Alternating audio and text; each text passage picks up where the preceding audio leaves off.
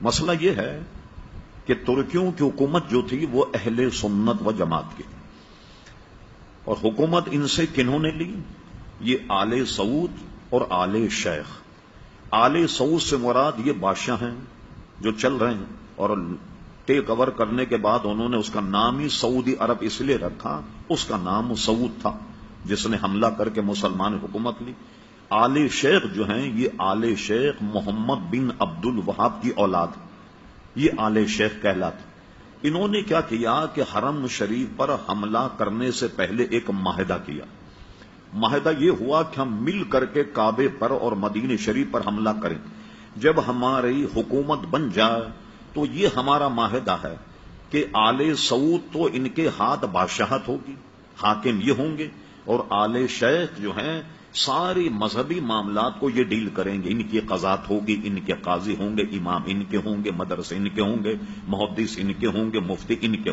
یہ دونوں میں یہ معاہدہ ہوا، اور اس معاہدہ ہونے کے بعد انہوں نے مدینہ منورہ پر چڑھائی کی، مکہ مکرمہ پر چڑھائی کی۔ جو حضرات سعودی عرب میں کوئی بہت خاص عزیز ان کے رہتے ہیں اور ہوں باخبر، سعودی عرب نے چند سال پہلے اپنا 100 سالہ جشن منایا تھا، 100 سالہ جشن۔ پوچھے جنہوں نے پروگرام دیکھا، ملک عبد العزیز کو حرم شریف میں گھوڑے پر بیٹھ کر تلوار سے لوگوں کو قتل کرتا ہوا دکھایا گیا۔ حرم شریف تو کیا یہودی آ گئے تھے حرم شریف میں؟ کون تھے جن کا قتل عام کیا؟ وہ سب سنی تھے۔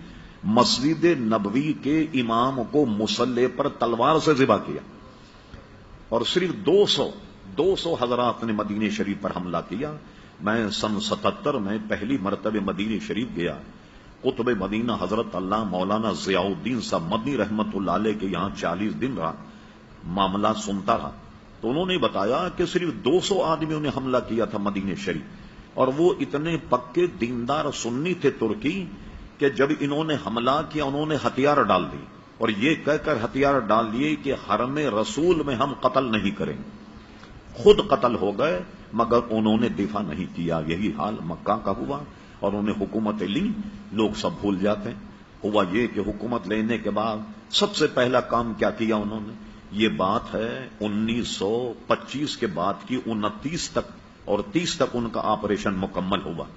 جنت البقیع پر بلڈوزر چلائے، گیتی اور پھاوڑے سے جنت البقیع کے شاندار مزارات اکھیڑ کر پھینکا، اہل بیت کے مزارات اکھیڑ کر پھینکے۔ سب سے شاندار مزار جنت البقیع میں حضرت عثمان غنی رضی اللہ عنہ کا تھا، اس کے اینٹ پتھر الگ کر کے اس کو زمیں بوس کیا۔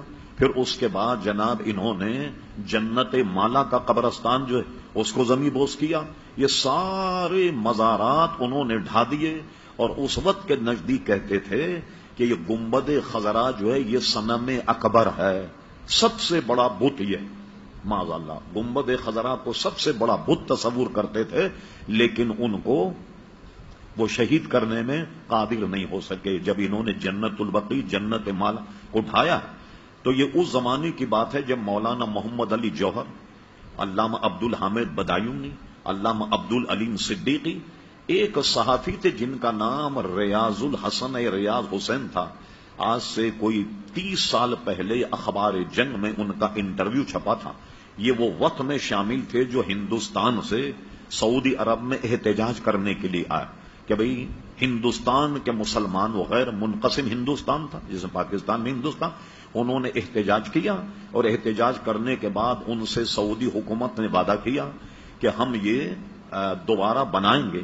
یہ جو آپ ان بزرگوں کے مزار پر کچھ پتھر رکھے ہوئے دیکھتے ہیں کہ جس سے یہ پتہ لگ جائے کہ یہ حضرت فاطمہ کا مزار ہے، یہ حضرت امام حسن کا ہے، یہ اسی وقت کی برکت کہ یہ پتھر لگا کر انہوں نے ایک طرح سے نشاندہی کر دی کہ یہ ان کے مزارات ہیں، لیکن اس کے بنانے کا وعدہ انہوں نے پورا نہیں کیا۔ حضرت خدیجۃ الکبریٰ کا روضہ جنت مالا بہت شاندار بنا ہوا تھا۔ کسی صاحب کے پاس وقت ہو اس فقیر کے پاس آئیں، وہ تمام آپ کو میں فوٹو دکھاؤں گا کہ جو اس کے ڈھانے سے پہلے جنت البقیع جنت مالا۔ اب بتائیے ایسے حضرات جنہوں نے ہزاروں مسلمانوں کو تحقیق کیا، کعبے پر قبضہ کیا، مدینہ شریف پر قبضہ کیا، وہاں اب ہم لوگ کہتے ہیں سب بھول گئے، آپ ان کے پیچھے نماز کیوں نہیں پڑھتے؟ تو اس لیے ہم ان کے پیچھے نماز نہیں پڑھتے کہ وہ عقیدتاً ہم اہل سنت و جماعت کو مشرک سمجھتے ہیں۔ اب بتائیے کہ جو اہل سنت کو مشرک سمجھے کیا اس کے پیچھے نماز پڑھیں گے آپ؟ اس لیے ہم نماز نہیں پڑھتے۔ اور اس پر کسی صاحب کو اگر تاریخ حقائق کا مطالعہ کرنا ہو، ہمارے بہت بڑے علامہ گزرے، علامہ مفتی عبد القیم قیوم صاحب رحمت اللہ تعالی علیہ، ان کی تاریخ نجد و حجاز کا مطالعہ فرما۔ چلیے تو ہم مولویوں کی بات ہے، محمد بن عبد الوہاب کیا تھا؟ آپ انٹرنیٹ پر سرچ کریں آپ، ہم فرے کے اعترافات۔ یہ ہم فرے کون تھا؟ 7 جاسوس جنہوں نے سلطنت عثمانیہ کو توڑا، 7 جاسوس، 6 مرد تھے، 1 خاتون تھی۔ تو انہوں نے استنبول میں جا کر کیسا تفرقہ ڈالا، یہ جو بتا رہا ہوں میں آپ کو، ہم فرے، اس نے استنبول میں ایک شیخ کے پاس بیٹھ کر درس نظامی پڑھا، عربی زبان پڑھی اور جاسوسی کی، اور کہتا تھا کہ کبھی بھی کسی کو مجھ پہ شک ہو جاتا کہ جاسوسی کا، میں فوراً عربی بولنا شروع کر دیتا۔ اس نے تو بالکل ننگا کر کے رکھ دیا محمد بن عبد الوہاب۔ یہ تو ایک غیر مسلم کتاب ہم فرے کے اعترافات کے نام سے، وہ عربی میں بھی چھپی ہے کویت سے، اور کیا کہتے ہیں لندن وغیرہ سے بھی وہ چھپی، جی لندن کے تو جاسوس ہی تھے۔ یہاں اگر آپ جائیں برٹش ایمبیسی، آپ کو یہاں انگریزی میں کتاب مل جائے گی، وہ یا ہم فرے کے اعترافات، اور اردو زبان میں بھی کسی نے یہاں پاکستان کے کسی پروفیسر نے ترجمہ کیا، کتب خان ہے جو ہے، چھان بین کیجیے، اس میں آپ کو میں کتاب مل جائے۔ اس نے پورا قصہ محمد بن عبد الوہاب کا لکھا، میں نے اس کو کیسے گمراہ کیا، اس سے مناظرہ کیا کہ شراب حلال ہے، اور یہ ثابت کر دیا کہ شراب حرام نہیں، اور اس کو شراب پلائی۔